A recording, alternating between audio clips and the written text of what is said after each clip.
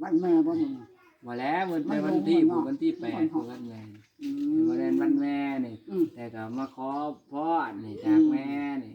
อยู่ดีไม่แห้งไม่เจ็บไม่ไข้ลำไม่รวยให้ซื้อเลขมันผิดพลาดกันใดที่ผ่านมาขอโทษขออภัยให้หาย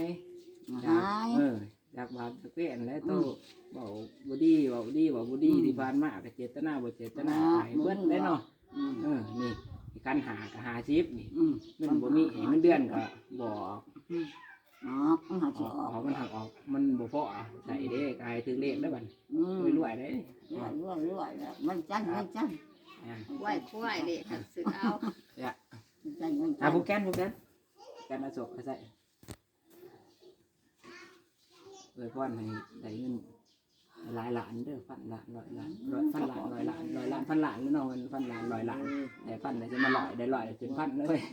นี่แห้งหลังรวยบ่ให้ช่วยสักทีได้อยู่นี่รถคือเขาได้นี่แห้งกับได้รถฮะนี่ได้รถทางนี้โอ้บุญใจพันมากโอ้บุญก่อนอยู่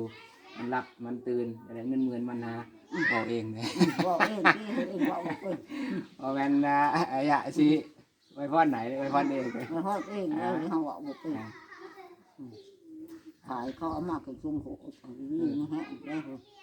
ที่คุณพระที่เจ้าเขาเอามาหันดึงด้วยบอกใจเอามาเป็นนี่ขันหาตัวนี้หันหายชื่อเลขตัวนี้เขาเพิ่มเติมเพิ่มเติมอะไรได้ต้องห่วงลายดีเดือนนี้ใหญ่ดอกไม้เองก็แดงร้ายนี่หันซองคนเหรอใช้จะบผูกบ่ขอมาผูกให้น้ำก็เดี๋ยวผูกบ่อันนี้มันก็เอาสายมันไป